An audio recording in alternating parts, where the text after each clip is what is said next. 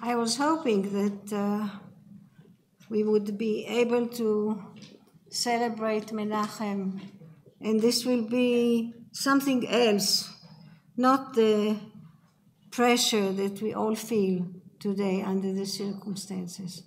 But it seems that the world outside comes in various interesting ways, perhaps for the better, but it's also typical for the situation that we cannot avoid relating to what is happening around us, even in such occasion where we should be happy for Menachem. And somehow the fact that he participated and that you remember him is very touching. Thank you very much.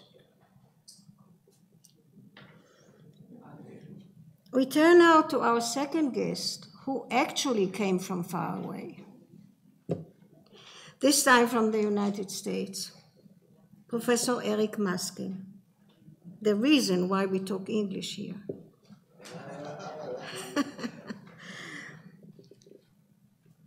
Eric is a frequent visitor in Israel who has directed the Advanced School in Economics at the Israel Institute of Advanced Studies every summer since 2003. Also, I read where one reads such things. So practically an Israeli, you could say.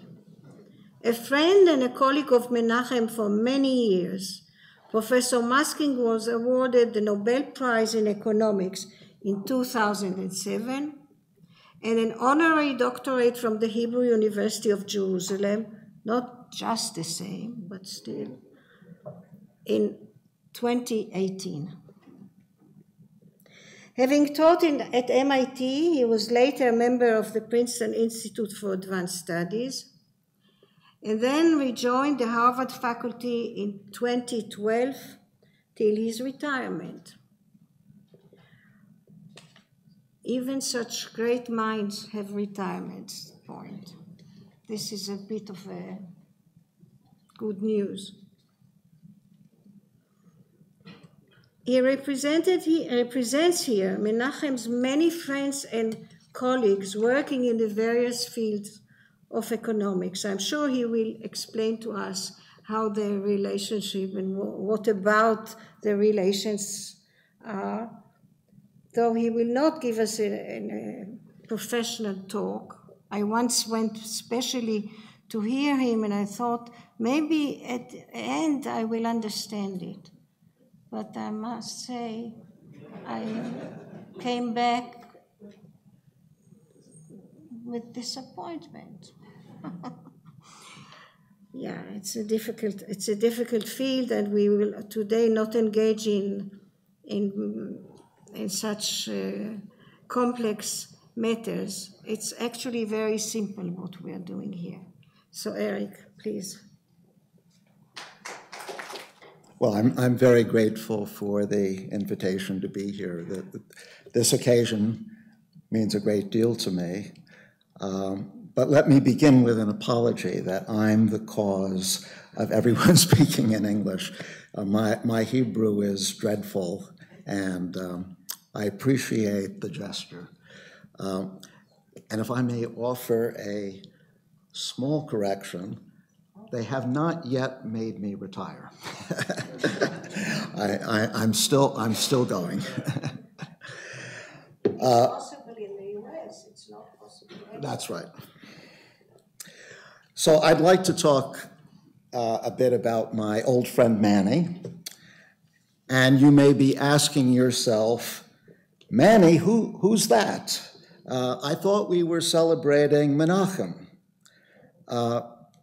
Nevertheless, to me, he's always been Manny. And let me explain why.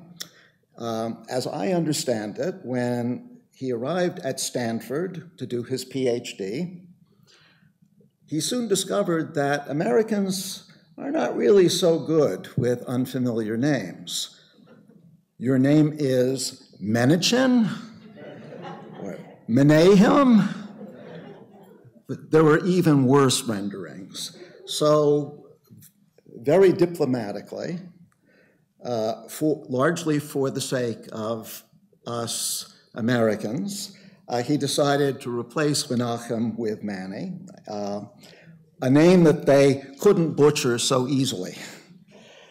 And in fact, after that, I think he's always introduced himself as Manny to people whose name pronouncing abilities may be in doubt.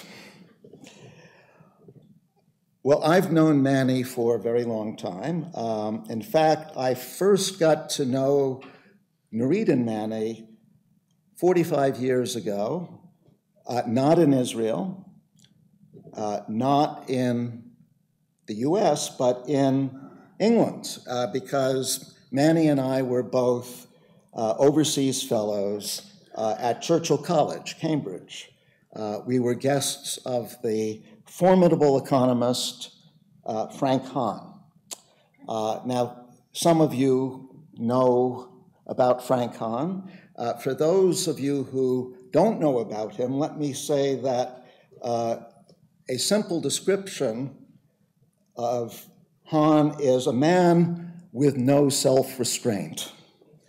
For example, if he was introduced at a party to the wife of a male economist and he took a liking to her, he was apt to say very loudly so everyone could hear, "You know, you're really much too good for your husband. I think you ought to leave him," or something like that. This would undoubtedly have got him fired these days, but it was possible to say stuff like that 40 years ago. Fortunately for Manny and me, our wives did not take Frank's advice. But in his quieter moments, Frank actually had an exceptionally keen eye for unusual economic talent, especially talent that was directed in an unusual way. And at that time, Manny had started work with Maya Bar Hillel on their well-known paper on dividing justly, which is about how a bundle of goods should be divided or distributed among a group of people. That was already enough to excite Frank's interest, because the idea of an economist working on distributive justice was pretty unusual. But what was especially notable about Manny's and Maya's work was that it took a social science approach rather than one of moral philosophy. So rather than trying to decide what is the right distribution based on abstract ethical principles, they were interested in how actual people evaluate distributions intuitively, and how those intuitive judgments line up with the theory. So just to give you a flavor of the sort of thing that they did in this paper, let's imagine one of their cases. This is an actual case from the paper. There's a bundle of 12 grapefruits and 12 avocados, and it's going to be distributed between two people, Jones and Smith. Now, Jones gets 100 milligrams of vitamin F. I don't know what vitamin F is. I think it was perhaps made up for the paper. But Jones gets 100 milligrams of vitamin F from each grapefruit, but no vitamin at all from avocados. Smith gets 50 milligrams of vitamin F from each grapefruit and 50 milligrams from each avocado. What is the right distribution given that data about vitamins? Well, one theoretical way of trying to answer that question is to ask, well, what distribution would maximize the total amount of vitamin F that Jones and Smith together get. That would be the utilitarian outcome, and that would be probably the favored outcome of most economists.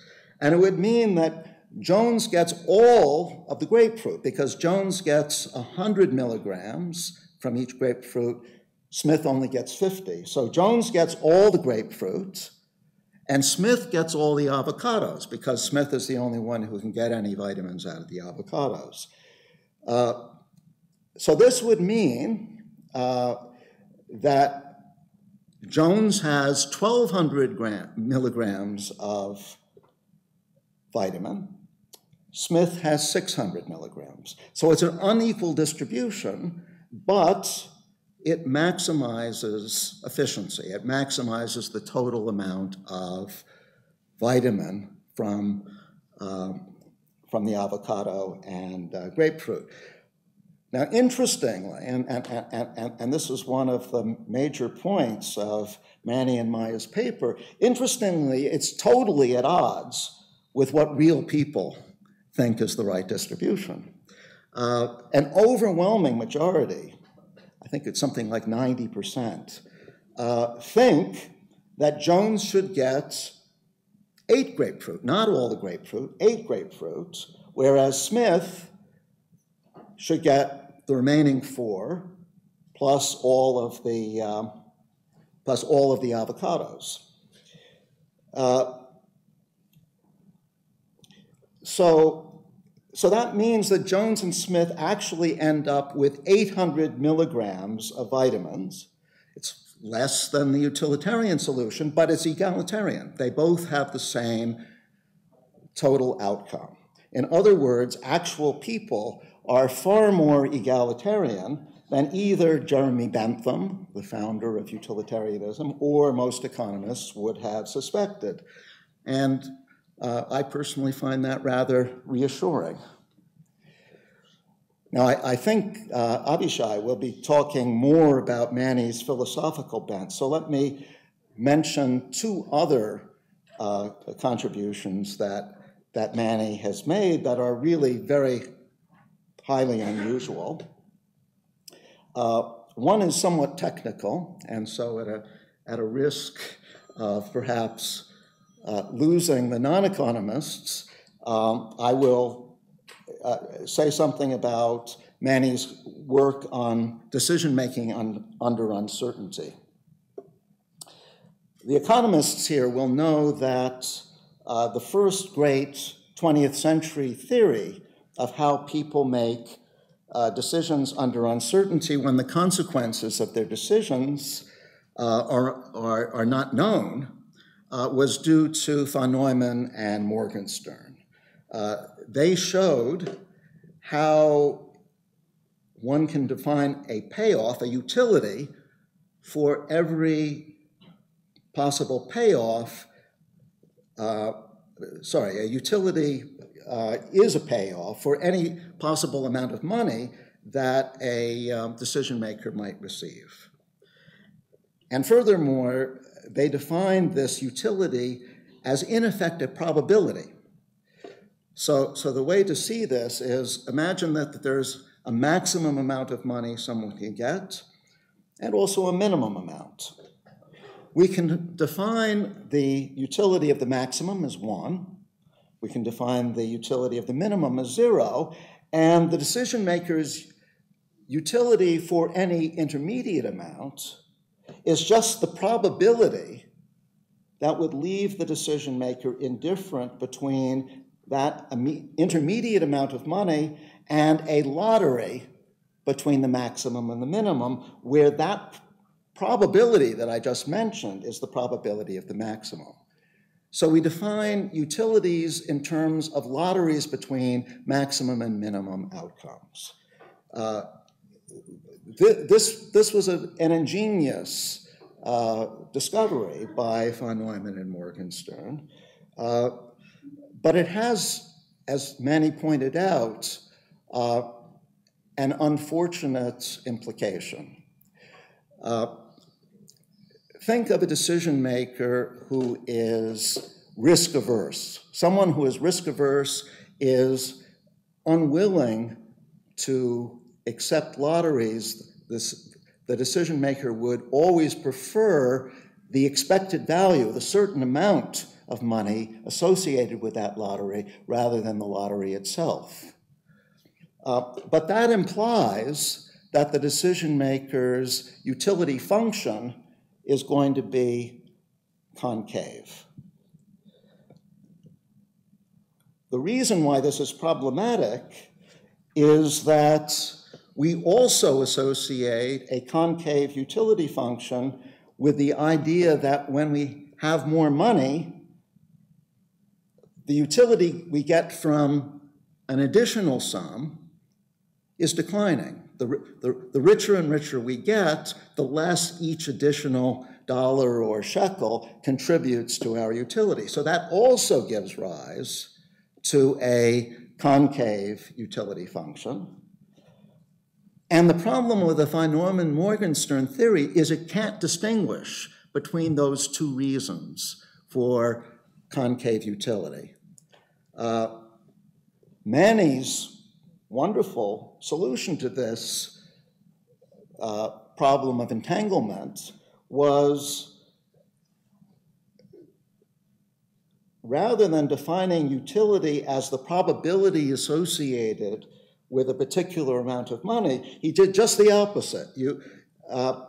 For each probability, utility will associate the amount of money that goes with that probability. This is what he called the dual theory to von Neumann-Morgenstern, because it reverses the two critical variables, the money and the probabilities, but it has the implication that we can now distinguish between declining marginal utility, what happens when you get richer, and risk aversion. Under von Neumann-Morgenstern, they're the same, but they are different under Manny's formulation. Let me mention one more of Manny's papers. In fact, no discussion of Manny's work would really be complete without this, because I think it's fair to say that his most famous theoretical result is what we call the annuity theorem. And to understand this, let's imagine that you have a job that pays you a good wage, enough of a wage so that you can save some of this money for your retirement. But the problem that you face now while you're still working is you don't know how much money you're going to need for retirement, because you don't know how long you're going to live after retirement. And so the question is, how should you invest your savings? Should you put it in stocks? Should you put it in bonds? Some combination of the two, something else? This sounds like a very complicated decision problem, the sort of problem you might well pay an investment advisor to help you solve, and a lot of people do exactly that. But in a paper that Manny published 60 years ago, this year, in 1965, Manny gave an unambiguous, unexpected, and amazingly simple answer to what you should do. Under pretty general conditions, you should put all your savings into an annuity. An annuity is a security that on your retirement pays you a fixed amount of money every year until your death. And the idea of an annuity is that it eliminates the uncertainty you face, because you're guaranteed this annuity no matter how long you live. That sounds simple, but this was one of those results in economics that was so unanticipated and so sharp that economists have been scratching their heads ever since, trying to understand why in practice annuities do not play the unique role that Manny said that they should, that the theory predicts that they should. of course, there are annuities, and they are important. Pensions are annuities. Social Security is an annuity. But pensions and Social Security don't account for everything. And economists are still working to figure out why not all savings is annuitized. Just to give you an idea of how influential this paper has been, it's received almost 5,000 citations, which is a lot of citations. Let me conclude on a personal note. I think all of you know the important role that Manny has played in Israeli life. We just heard about IPSO in particular, and beyond that, Manny served as the president of the Open University. He was the second director of the Israel Institute for Advanced Studies. He was a founder of the Jerusalem Music Center, and I understand helped persuade Murray Pariah to serve as the current president of the center. And of course, he was president of the academy where we are celebrating today. But the contribution of Manny's that means the most to me personally, and this was mentioned, was the creation of the Advanced School in Economic Theory at the Institute. And let me explain how that came about. In 1982, an advanced school in theoretical physics was created at the Institute. I believe that Stephen Weinberg was the first director of the school, and it was an immediate and huge success. All the young theoretical physicists wanted to come and participate, and they did. So this was a model to emulate. And in 1989, when Manny was director of the Institute, he said, well, if the theoretical physicists can do it, why can't the theoretical economists? And he recruited the great economic theorist Kenneth Arrow to run an advanced school. We actually call it a summer school in economics because it's held in the summer. Ken directed the school for a remarkable 18 years, and indeed, it proved to be everything Manny hoped it to be. It came to equal the physics school in its influence. Then eventually, Ken stepped down from that role, and I got to take over. And that really changed my life because it gave me, first of all, an enduring and strong connection to Israel. And also, and I should emphasize this, it gave me the chance to come to Jerusalem every summer and renew my friendship with Nureed and Manny. And so for that, I am truly grateful. Thank you, Manny. Thank you, Nureed. And happy birthday.